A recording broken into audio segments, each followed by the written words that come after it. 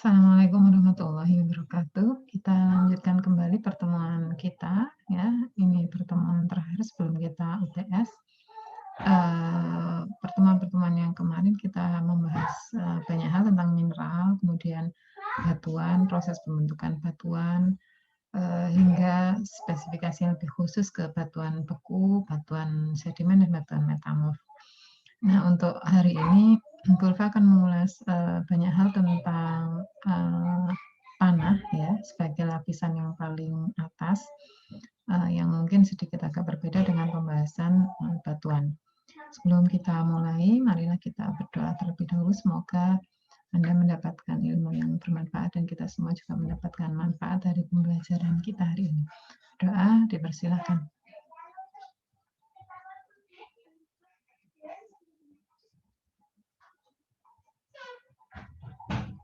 Berdoa selesai. Ya, Pulva akan share screen dulu.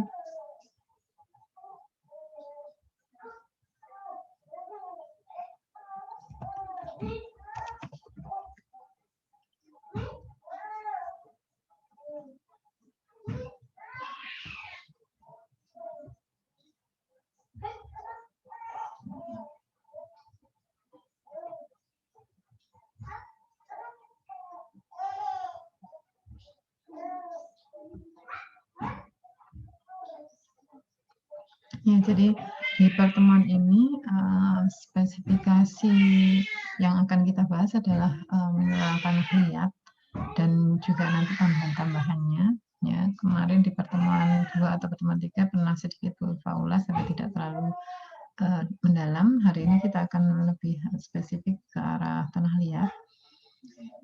Jadi sebagaimana namanya ya tanah, mineral tanah itu ya yang paling dekat dengan yang kita pijak.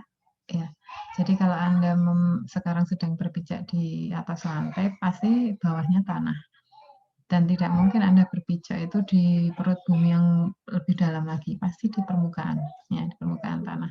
Sehingga lapisan tanah di bumi itu dibagi-bagi menjadi beberapa lapisan ya, yang paling utama itu ada 4 lapisan tanah sebelum ke bedrock. Bedrock itu sudah batuan ya, yang seperti yang kita pelajari kemarin. Jadi lapisan paling bawah itu bedrock atau batuan sebagai pemangku bumi. Jadi kalau ada istilah mangku bumi ya, siapa yang memangku bumi itu sebenarnya batuan. Ya, lebih banyak ke arah batuan atau pegunungan yang menghasilkan batuan. Ya, kalau diistilahkan dalam bahasa ilmiah namanya bedrock ya. Karena dia ya seperti tempat tidur ya. Jadi batuan yang sebagai pijakan posisi tanah yang ada di atasnya. Ya seperti tempat tidur posisinya sudah baku berada di situ, itu bedrock. Dan bedrock ini setelah kemarin kita pelajari di 2-3 pertemuan yang kemarin, bedrock itu rata-rata ya berasal dari batuan beku yang dia mengalir atau terbentuk dari adanya magma yang mengalami pembekuan. Ada juga bedrock yang mengalami proses erosi, kemudian terbentuk batuan sedimen, atau kemudian bedrock yang dari sedimen maupun dari batuan beku yang mengalami pemanasan atau penekanan kembali sehingga mengalami metamorfosis atau yang kita kenal dengan batuan metamorf. Nah, di atasnya bedrock itu ada parent material ya. Parent material ini hasil gabungan antara subsoil dengan batuan. Jadi di parent material ini memang sudah bergabung ya, sudah bergabung antara batuan yang paling dalam sebelum magma dengan lapisan tanah yang di atasnya. Tapi parent material ini sudah bagian dari tanah juga karena sudah mengandung subsoil. Ya, sedangkan yang di atasnya itu subsoil ya, disebut subsoil karena dia lapisannya sudah lebih padat ya, sudah lebih padat. Kadang-kadang juga ada batuan yang masuk ke situ, tapi sangat sedikit dibandingkan dengan parent material. Yang jelas dia lebih padat ya. Kepadatannya dengan parent material lebih ringan, tapi dibandingkan topsoil dia lebih padat dan posisinya lebih dalam. Jadi kalau kita lihat warnanya ya di sini, parent material ini lebih gelap ya, karena sebagian besar mungkin dia sudah tercampur dengan bedrock yang menekan ke atas ya, sedangkan batuan-batuan itu seperti yang kita pelajari kemarin komposisinya kalau tidak Si, Al juga mengandung unsur-unsur logam, entah logam alkali, alkali tanah atau transisi. Sedangkan logam itu rata-rata, terutama transisi, dia bisa menjadi Faber-Zentes atau pusat warna, sehingga mempengaruhi juga tanah yang bercampur dengan batuan. Jadi tanah yang bercampur dengan batuan rata-rata memang sedikit lebih gelap, ya, sedikit lebih gelap dan lebih padat gitu. Kemudian yang subsoil ini juga warnanya lebih gelap, tapi kalau dibandingkan parent material dia lebih cerah karena memang unsur batunya sedikit ya. Kemudian unsur organiknya dia tidak terlalu banyak. Kemudian yang topsoil ini bagian paling atas ya, bagian paling atas belum ke organic layer. Bagian paling atas ini SiAl-nya masih ada ya, tapi komposisi batuannya sangat sedikit ya, komposisi batuannya sangat sedikit dan terlihat warnanya lebih cerah. Dan yang paling atas itu kita kenal dengan organic layer. Kenapa disebut organic layer? Karena tumbuh-tumbuhan atau hewan atau makhluk hidup yang tumbuh di atas ya, ketika mengalami proses dekomposisi ya, atau tumbuh-tumbuhan itu mati atau meranggas atau daun-daunnya berguguran, pasti menutupi bagian tanah yang paling atas. Sehingga tanah yang paling atas ini yang memungkinkan tempatnya senyawa-senyawa organik itu untuk mengalami proses kimiawi menjadi organic layer. Organic layer ini yang sering kita sebut dengan humus ya, karena banyak mengandung asam humat ya. Asam humat itu berasal dari senyawa-senyawa organiknya. Dan organic layer inilah yang menjadi sumber kehidupan juga ya. Begitu tumbuhan atau hewan atau makhluk hidup apapun mati kemudian menyelimuti tanah yang paling atas, kemudian senyawa-senyawa yang mereka keluarkan itu akan menjadi unsur hara yang sangat bagus untuk pertumbuhan tumbuh-tumbuhan yang ada di atasnya. Kemudian tumbuh-tumbuhan tersebut juga nanti akan dimakan oleh makhluk hidup yang ada di atasnya. Jadi lapisannya sangat tipis ya, lapisannya sangat tipis. Yang paling atas itu lapisan buminya, yang agak bawah sedikit organic layer-nya. Jadi seperti kulit jeruk. Jadi itu lapisan-lapisan tanah yang ada di bumi kita. Nah, kemudian di lapisan tanah itu ada istilah tanah residu dan tanah endapan. Tanah residu itu berasal dari bahan asal atau batuan asal yang mengalami pelapukan baik secara fisika dan kimia. Nah, pelapukannya ini menyebabkan, misalkan ini batuan asalnya, taruhlah ini batuan beku ya, batuan bekunya 90%, kemudian ada sedikit pori ya, atau ruangan ya di batu itu katakanlah 10%. Ketika sudah mengalami pelapukan baik fisika maupun kimiawi ya, melapuk artinya sudah rusak secara fisik, kemudian atom-atomnya juga sudah pecah ya, kemudian akan membentuk yang namanya tanah residu, di mana tanah residu itu bahannya atau batu asalnya itu komposisinya hanya 50%, yang lainnya berupa pori. Ya, jadi kalau Anda bisa membayangkan misalkan kayu itu utuh ya, kayu itu utuh ya punya pori 10%, kemudian melapuk entah karena angin, entah karena hujan, entah karena hewan misalkan. Nah, ketika dia melapuk, kalau kita angkat itu kan kayunya ringan ya, kayunya ringan. Bahan kayunya sendiri selulosa hanya tinggal 50%, nanti lainnya diisi pori. Kita bisa ngangkat. Kalau kita bisa ngangkat berarti ringan banget ya. Kayu itu ringan banget. Ini juga yang terjadi di batuan asal. Ya, batuan asal ini tidak harus batuan beku, bisa batuan sedimen, bisa metamorf, bisa batuan beku itu sendiri, ya, yang dia mengalami pelapukan. Dan kalau menurut asal batunya, batuan beku yang intrusif lebih sulit mengalami pelapukan karena dia memang solid ya.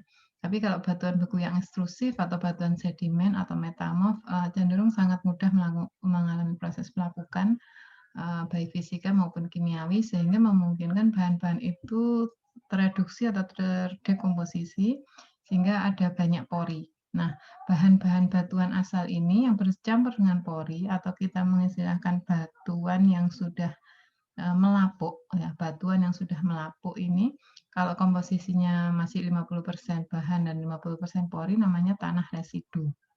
Ya, tanah residu. Jadi tanah residu itu memang 100% dihasilkan dari proses pelapukan. Nah, kemudian selain tanah residu juga ada tanah endapan. Kenapa ini diberi nama tanah ya? Kalau kemarin kita berbicara batuan beku, sedimen dan lain sebagainya. Ini difokuskan dengan nama tanah ya. Karena apa? Karena berasal dari lapisan yang ini. Jadi tanah residu maupun tanah endapan itu ada di layer soil, bukan layer bedrock. Kalau ada di layer bedrock, ya, berarti dia adalah bisa jadi batuan sedimen, batuan beku, dan batuan metamorf. Tapi dia tidak ada di layer ini, dia ada di layer soil. Sedangkan layer soil sebagai layer yang paling atas, kemarin kita mendapatkan informasi jaraknya dari permukaan bumi sekitar 8-35 kilo. Ya, jadi yang dibahas di sini adalah tanah-tanah yang berada dalam radius 8 hingga 35 kilo dari permukaan bumi. Kalau lebih dari 35 kilo berarti bukan lagi berupa tanah tapi batuan. Ya, jadi kalau tanah residu ya menjadi batuan residu. Kalau tanah endapan berarti menjadi batuan sedimen. Ya, karena dia masih pada posisi 8 hingga 35 kilo dari permukaan bumi, maka disebut tanah, karena bagian dari mungkin subsoil atau topsoil. Nah, di tanah endapan ini terbentuknya selain kalau tadi residu itu dari pelapukan ya, sehingga porinya itu langsung berkurang 50%. Sedangkan yang tanah endapan ini bisa jadi berasal dari proses erosi ya. Jadi ada air laut misalkan mengenai suatu bahan, misalkan mengenai batuan dan lain sebagainya. Kemudian selain erosi juga ada proses pengangkutan. Selain itu juga ada proses pengendapan, maka yang terjadi adalah pembentukan tanah endapan. Ya, jadi tanah endapan ini seperti ini prosesnya. Jadi misalkan di sini ada bahan dasar ya di titik A ya. Kemudian ketika dia berubah ya, porinya lebih banyak daripada bahannya. Ya, porinya lebih banyak daripada bahannya. Dan nanti pada suatu titik berubah lagi pori dan bahannya hampir sama. Kenapa ini bisa berubah seperti ini? Yang pertama karena tekanannya, karena tekanan. Jadi tekanannya banyak, kemudian ada pengendapan, membentuk tanah yang sangat lunak. Jadi lunak, gampang diubah bentuknya. Nah, angka porinya meningkat.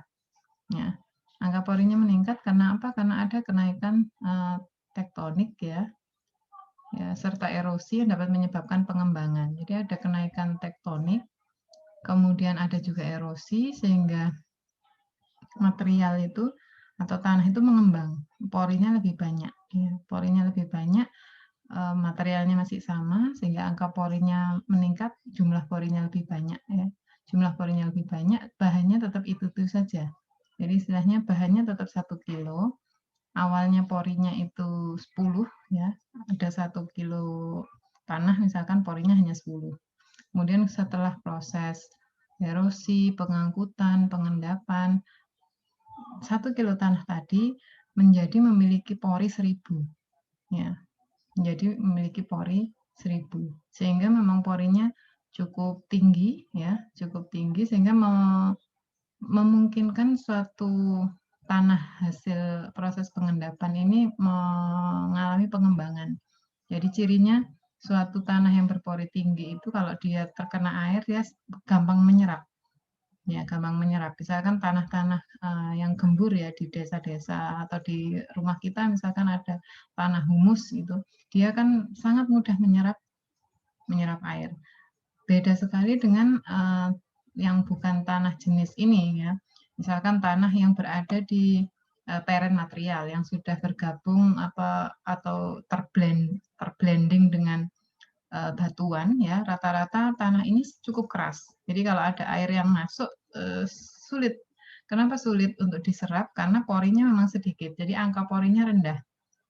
Ya, angka porinya seperti batuan asal ini. Porinya kecil, bahan dasarnya banyak 90%. Misalkan ini SiOAL-nya itu 90%, sedangkan pori atau celah-celahnya hanya 10%. Sehingga untuk menyerap air sulit.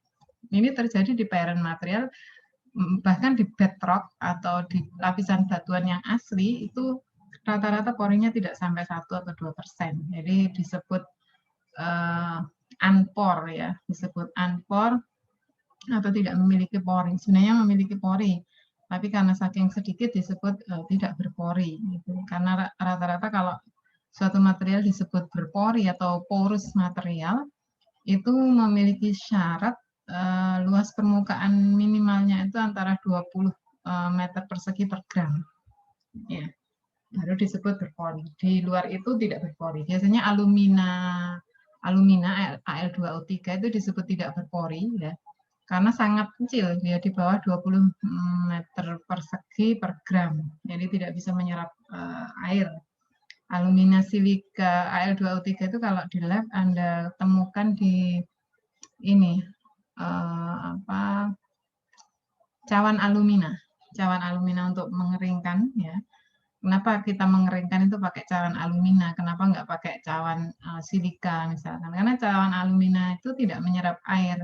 Hampir dia porinya tidak menyerap air. Sehingga untuk proses pemanasan, kalau untuk dipakai sebagai cawan itu bagus. Karena yang air-air yang tersisa itu semuanya menguap. Tidak sampai diserap oleh cawannya. Gitu.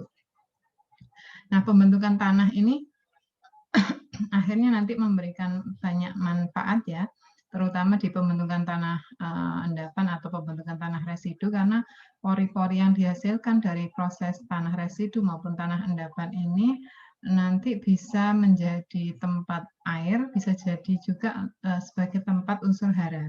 Jadi unsur-unsur hara yang penting bagi tanaman misalkan atau hewan seperti nitrogen, oksigen, sulfur itu bisa masuk ke pori. Ya, bisa masuk ke pori. Terutama untuk proses pemupukan, misalkan ketika kita menyebarkan pupuk NPK, misalkan kan kita berharap nitrogen, fosfor, ya, kalium itu kan bisa ada di tanah dulu. Jadi tidak ikut terlarut, tidak ikut terangkut. Ketika ada air hujan tidak ikut terangkut. Ya, tapi dia bisa masuk atau terloading, ya, istilahnya terloading atau tersimpan di pori-pori tanah, baik itu tanah residu maupun tanah endapan. Ya, kalau dia tersimpan nanti ketika ada tanaman yang membutuhkan atau akar tanaman yang membutuhkan unsur hara itu gampang untuk mendapatkannya. Ya, tapi kalau untuk tanah yang porinya kecil, misalkan tanah batuan asal, misalkan di sini, ya, tanah batuan asal itu porinya kecil, sehingga ketika kita menebarkan pupuk unsur natrium dan nitrogen, fosfor maupun kalium tidak bisa masuk, ya, tidak bisa masuk. Yang ada ketika ada hujan dia ikut terlarut. Dan ciri-ciri tanah pertanian yang kurang baik biasanya seperti ini.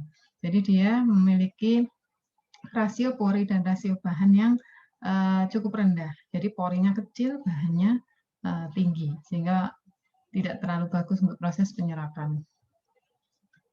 Nah, sekarang kita bicara tentang tanah sisa atau residu. Tadi, ya, tanah residu itu berasal dari pelapukan, ya. Disebut residu atau sisa karena dianggap, ya, bahan utama yang tadinya 90% berubah menjadi 50% itu bahan yang tersisa itu residunya, residu dari proses pelapukan fisika maupun kimia.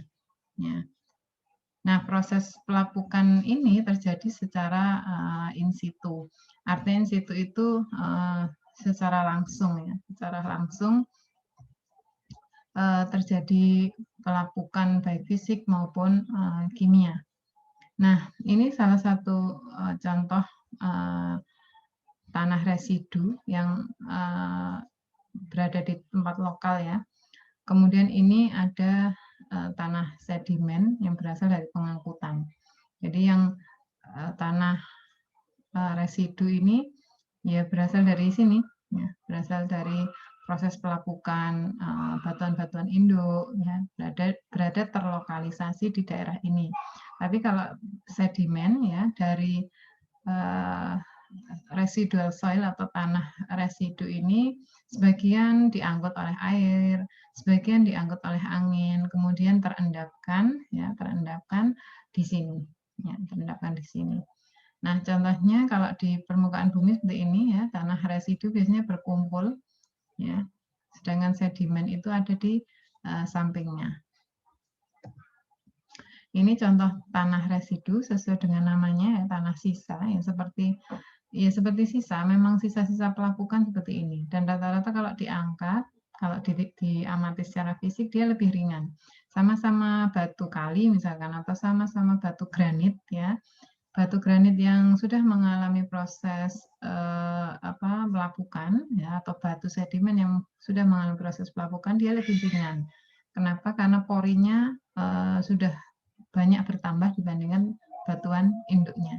Dan seperti namanya juga tanah residu ya, seperti sampah ya, seperti sampah, sebagian sampah, karena memang banyak yang retak ya, komposisi kimianya berubah sedikit, kemudian porinya lebih banyak retak-retaknya, banyak pori-porinya, banyak lubang-lubangnya gitu, banyak seperti crack atau pecahan-pecahan seperti ini. Nah, ini tanah residu ya, jadi berbeda dengan batu. Kalau kemarin kita ada istilah batuan endapan atau batuan sedimen, batuan beku, ini berada di lapisan batu atau di bedrocknya. Sedangkan yang tanah residu ada di lapisan tanah, ya entah di topsoil atau subsoil, tapi dia berada di lapisan tanah yang jaraknya antara 8 hingga 35 km dari permukaan bumi. Nah, hasil pelapukan fisika ini awalnya memang dari batuan bawahan ya, batuan bawahan melapuk gitu, kemudian setelah mengalami pelapukan secara fisik atau kimia dia tertumpuk di sini. Tumpukan ini namanya tanah residu. Sedangkan sebagian besar tanah yang melapuk tadi, yang terkena erosi, mengalami pengangkutan baik ke sungai kecil atau mengendap di delta-delta, baru disebut sebagai tanah endapan. Ada juga sebagian besar yang masuk ke laut menjadi tanah endapan di laut. Sebagaimana namanya, karena ini tanah ya, bukan batuan. Kalau batuan kemarin kan bentuknya fisik homogen besar gitu. Kalau tanah ini lebih banyak porinya memang sedikit ya, porinya sedikit, mudah menyerap air gitu, makanya disebut namanya tanah endapan. Ini contohnya, jadi tanah residu dan tanah transported atau tanah endapan ya. Kalau tanah residu seperti ini, sebagian besarnya bergabung dengan senyawa organik atau sisa-sisa tumbuhan atau makhluk hidup ya yang sudah mati. Sedangkan yang transported ini gambarannya ada di sekitar sungai ya karena dia terangkut oleh air, terangkut oleh angin ya, menjadi bentuk endapan ya, seperti ini. Ini gambaran di delta ya. Jadi ini gambaran tanah yang berkumpul di suatu delta. Kalau di Sidoarjo Anda pernah mendengar mungkin ada suatu kota kecil ya di Sidoarjo itu namanya delta ya. Memang berasal dari delta. Jadi dia awalnya nggak ada, kemudian ada tanah yang mengendap di situ dari proses pengangkutan di sungai ya, mengendap, kemudian menjadi delta. Dan sebagian dari daerah delta itu digunakan untuk membangun rumah-rumah yang aman, yang kira-kira tidak terangkut lagi oleh air, dibuat suatu perumahan. Kemudian formasi atau pembentukan tanah residu ini ada beberapa zona. Yang pertama topsoil itu disebut humus di bagian awal ini ya. Jadi di bagian yang paling awal ini yang atau topsoilnya atau organic layer-nya itu humus ya, karena mengandung asam humat. Kemudian di zona kedua ini surface soil zone ya. Ini adalah tanah yang berisi material yang paling tua. Jadi superficial soil zone ini di sekitar ini. Kemudian ada juga completely ini virtual all soil material. Jadi sudah ada tambahan rock zone-nya meskipun sedikit. Rock zone-nya jangan dibayangkan batuan besar, tapi batuan-batuan krakal ya, krakal atau kerikil yang ukurannya itu sebutir sebutir biji beras seperti itu. Jadi tidak terlalu besar. Ya. Kemudian di bawahnya lagi highly waterlogged zone ini masih didominasi oleh material tanah, tapi batuan-batuannya sudah agak besar-besar. Kalau tadi batuannya kecil-kecil seperti butiran beras, ini batuannya sudah agak besar, ya seperti krakal ya. Kemudian yang bawahnya lagi, ini disintegrated rock. Jadi batuan-batuannya sudah besar-besar, tapi masih pecah, ya masih berupa pecahan-pecahan, tidak bersatu. Masih ada celah, ya di zona 5 ini masih ada celah-celah atau ruang-ruang yang berisi udara atau air. Sedangkan di zona 6 ini slightly rock zone, di mana satu batuan dengan batuan yang lain itu menyatu. Jadi sudah tidak ada ruang. Ya. Tapi satu batuan dengan batuan yang lain masih terbedakan. Jadi misalkan ini batuan beku, ini batuan sedimen, itu masih ada pembedanya. Sedangkan yang paling bawah ya, yang paling bawah atau upper zone ini bagian nomor 7 ini sudah tidak ada batas. Jadi kalau batu itu sudah menyatu semua. Yang ada itu hanya fraktur-fraktur atau retakan-retakan. Jadi ini seperti lempengan batu yang sangat luas ya. Hanya ada retakan-retakan saja. Satu batu tidak memisah lagi seperti zona 6. Kalau ini kan satu batu, kemudian sampingnya lagi masih batu, hanya mereka nempel ya, nempel. Tapi kalau ini bukan nempel lagi, sudah bersatu menjadi satu lempengan batu besar yang istilah lempengan itu seperti ini ya gambarannya, lempengan bumi. Satu batu besar ya, lempengan seperti ini hanya ada fraktur-fraktur atau pecahan-pecahan yang memisahkan. Ini pembentukannya dan residual oil yang paling diminati ya di bagian topsoil, di bagian awal.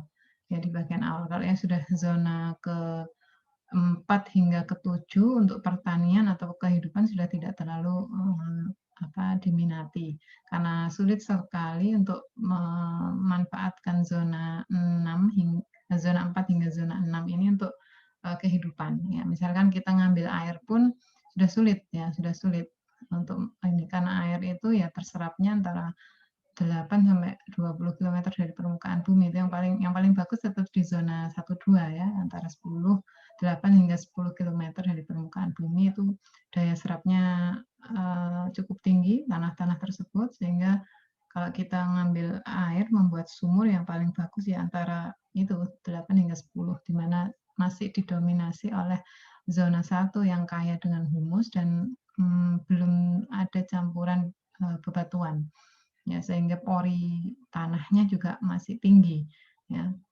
rasio pori dengan bahannya masih lebih banyak porinya, sehingga memang cukup bagus untuk penyimpan air. Nah, tanah residual ini atau tanah sisa ya, selain memang berasal dari pelapukan batuan yang masih berada di tempat asalnya, kuat geser tanahnya berdasarkan kedalaman ya. Kenapa kuat gesernya berdasarkan kedalaman? Karena bagian tanah yang dekat dengan permukaan bumi ini pelapukannya lebih besar daripada tanah di bawahnya.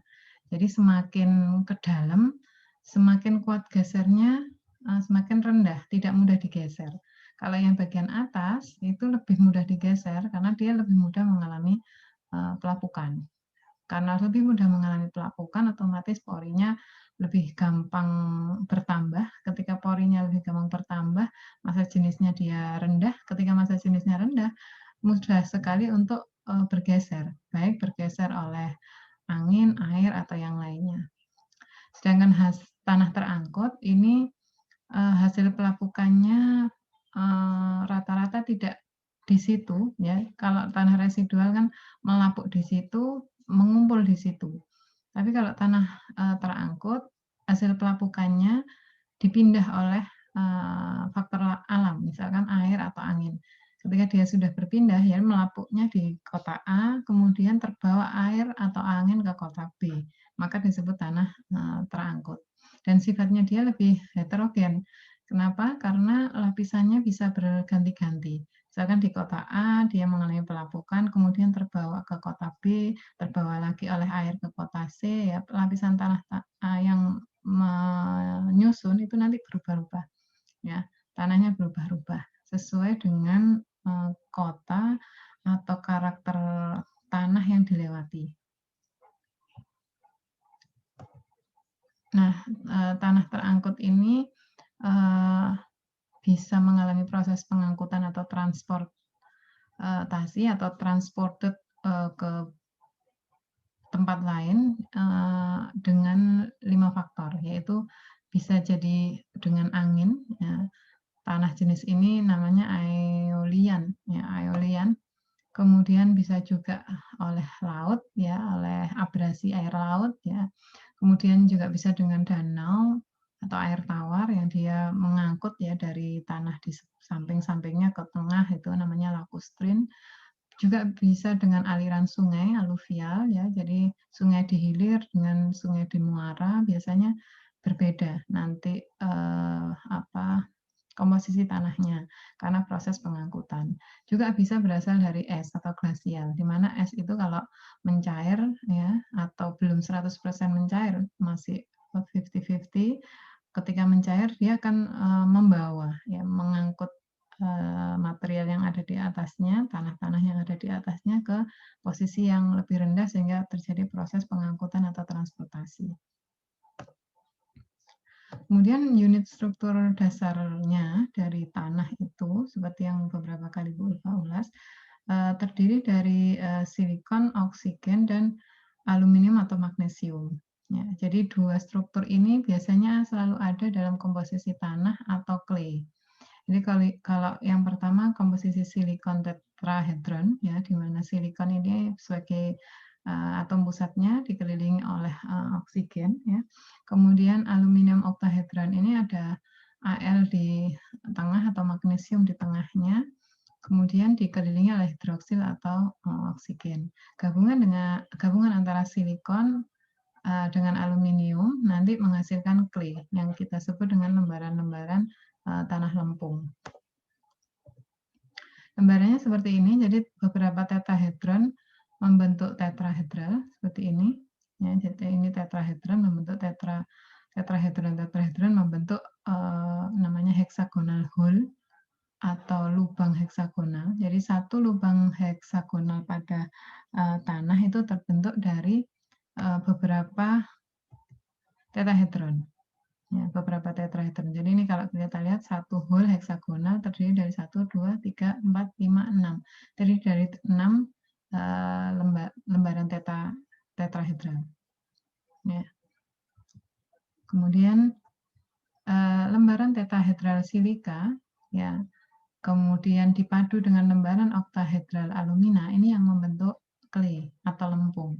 Jadi satu lembar lempung kalau secara fisik terdiri dari ribuan atau ratusan ribu lembaran tetrahedral dan silika. Tapi kalau dilihat secara atomik lagi, lembaran terkecil ini terdiri dari lembaran tetrahedral dengan Si sebagai atom pusatnya dan lembaran oktahedral alumina di mana Al sebagai atom pusatnya. Nah, mineral tanah itu beda-beda nanti. Jadi ada mineral yang kombinasinya itu terdiri dari satu lembaran tetrahedral dan oktahedral. Jadi berganti-ganti tetrahedral, lembaran tetrahedral, oktahedral, tetrahedral lagi, oktahedral lagi, seperti itu. Nah, lembaran yang seperti ini, ya, komposisi yang seperti ini biasanya banyak terdapat di kaolin atau kaulinit dan haloisit. Ya. Semua mineral nanti beda-beda apa komposisinya. Jadi yang komposisi hanya satu tetrahedral dan satu oktahedral, satu lembar tetra dan satu lembar okta itu membentuk karakter satu-satu. Namanya clay 1:1. Satu tetrahedral, satu oktahedral. Nanti ada di kaulinit dan haloisit. Kemudian ada juga yang terdiri dari perbandingan 2:1, 2 tetrahedral, 1 oktahedral. Misalkan di lempung jenis monorilonit atau initnya. Monorilonit itu banyak dipakai sebagai pupuk, ya, supporting sistem pupuk. Ini contohnya. Jadi satu tetrahedral, satu oktahedral, satu tetrahedral lagi. Kemudian selain itu, ini kaulinitnya ya, contohnya ya, ini terdiri dari 1 AL, 1 SI, 1 AS, 1 SI terus seperti itu. Banyak sekali digunakan untuk membuat kertas, cat ya di industri farmasi. Biasanya satu lembar kaulinit terdiri dari 70 sampai 100 lembar. Jadi 70 AL, 70 SI atau gabungan keduanya. Bergabungnya antara SiAl sangat kuat karena ada ikatan hidrogen, ya. Jadi tidak mudah untuk memisahkan. Kemudian selain itu AlSi-nya juga ada pembagian oksigennya.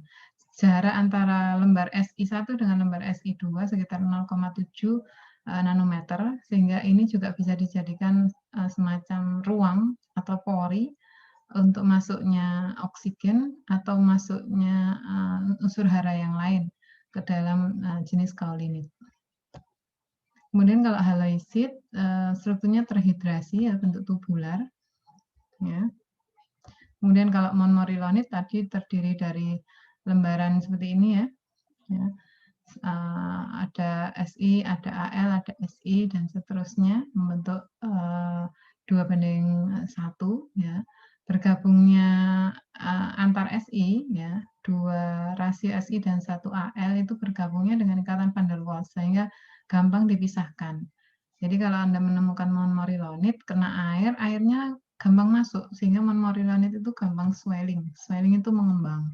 Kenapa? Karena ikatan Si dengan Si yang lain itu hanya dipisahkan oleh van der Waals. Ya. Kemudian porinya dia juga lumayan tinggi ya, jarak Si dengan Si yang lain 0,96. Jadi monmorillonit ini jenis clay yang memang tingkat swellingnya tinggi. Karena tingkat swellingnya tinggi banyak digunakan untuk campuran pupuk. Ini penggambaran secara umum ya, ini kaulinit, ini monmorillonit ya, di mana jumlah SiAl-nya juga berbeda, jumlah OH-nya juga berbeda ya. Kemudian yang bawah ini ilit dan klorid. Nah, yang monmorillonit tadi dia punya sifat swelling ya, swelling karena pertama porinya itu tinggi karena jarak Si dengan Si hanya dipisahkan oleh van der Waals. Kemudian yang kedua, jarak Si dengan Si-nya juga lumayan tinggi, sehingga afinitasnya terhadap air atau kemampuan untuk menarik air itu cukup tinggi. Yang kedua, adiknya monmorillonit namanya bentonit. Ya. Bentonit. Bentonit ini banyak digunakan sebagai tambahan tambahan tembok ya, untuk membuat tembok ya, untuk membuat lumpur yang agak kasar itu biasanya ditambahi bentonit. Yang lainnya ilit ya, ini gabungan lembaran Si dengan Si yang lain itu dengan K+ ya, dengan K+ ya, pas ini. Kenapa K+-nya yang masuk? Karena ukurannya pas ya, antara lembar Si dengan lembar Si yang lain itu ukurannya pas dengan ukuran kation kalium, sehingga pas karena pas kalau K+ ini sering sekali masuk dan ilit ini bisa menjadi penukar ion ya, karena ukurannya ternyata pas dengan lembar heksagonal yang ada di antara Si dan jarak Si dengan Si yang lain 0,96. Yang lainnya ada klorid ya, di mana SiAl itu atau Al-nya bisa diganti magnesium dengan komposisi 2:1. Ada juga vermiculit. Vermiculit itu seperti nama orang ya. Ini keluarga monmorillonit dengan 2 lapisan air. Jadi monmorillonit biasa tapi ada airnya. Jadi SiAl kemudian H2O. Ada juga atapulgit. Ini struktur rantai, bukan lembaran lagi, seperti jarum. Bentuknya seperti jarum. Nah, partikel clay ini kalau dilihat secara besar, makroskopik, bentuknya seperti piring atau flaky. Jadi kalau Anda melihat lempung, ya lempung yang jenis clay ya, itu kan kalau kita ambil satu cakupan itu seperti piring, mirip seperti piring. Ya, jadi halus gitu, halus berair. Nah, serat tanah liat di sini itu menggambarkan susunan geometrisnya. Jadi kalau bentuknya flokulasi itu antara ujung ke muka itu ada kontak, ada kontak antara ujung serat tanah liat dengan muka dari tanah liat itu. Tapi ada juga yang bentuk dispersi, di mana kontak itu dari ujung ke ujung, dari muka ke muka. Ya, ini nanti untuk menggambarkan kapan tanah liat itu disebut flokulat, kapan tanah liat itu disebut dispersat. Ya, kalau flokulat berarti ini ada kontak ujung ke muka. Nah, flokulasi maupun dispersi itu nanti memberikan pengaruh di kekuatan dan kekakuan. Jadi tanah liat yang memiliki tingkat flokulat tinggi, ya biasanya punya kekakuan yang lebih tinggi, dia lebih kaku, ya kekuatannya lebih tinggi. Tapi kalau yang dispersat, di mana tanah liat itu terdispersi, jadi yang kontak itu hanya muka ke muka, dia tidak terlalu kaku, ya tidak terlalu kuat, jadi lebih fleksibel, ya tidak terlalu kaku sekali seperti flokulat. Nah, serat tanah liat ini nanti ditentukan atau dipengaruhi oleh lingkungan elektrokimia seperti pH, asam, ya, selama waktu sedimentasi. Ya, jadi pH, asam, suhu, kation yang menyelip di antara lembar Si itu menentukan apakah dia terbentuk flokulat atau dispersat. Selain itu, partikel tanah yang sejajar atau tegak lurus juga menentukan apakah dia nanti berbentuk flokulat atau dispersat. Identifikasinya masih sama dengan yang saya jelaskan kemarin, kita bisa pakai SIM, ya, karena bisa mengamati hingga 200 nanometer atau 2 mikro dengan cukup baik seperti ini. Plat-like structure-nya masih terlihat, ya. Secara kualitatif sangat bisa terlihat kalau oh ini jenis tanah liat flokulat misalkan. Kemudian yang lainnya SRD juga bisa untuk mengetahui unsur apa yang ada di dalam mineral itu. Misalkan untuk membedakan mineral ilit, montmorillonit, atau bentonit, memakai SRD bisa karena ada standar struktur-struktur atom yang menyusunnya. Selain itu juga bisa menggunakan differential thermal analysis atau DTA ya untuk mengetahui apa mineral yang ada di dalamnya dengan cara analisis termal. Di sini juga disebutkan ada bagan Casagrande ya, yang untuk mengetahui jenis-jenis mineral dari indeks plastisitas dan keterbatasan cairan. Misalkan di sini montmorillonit ya, montmorillonit memiliki plasticity yang cukup tinggi ya, plasticity cukup tinggi dengan cairan antara 30 hingga 40. Sedangkan yang ilit ya, yang ilit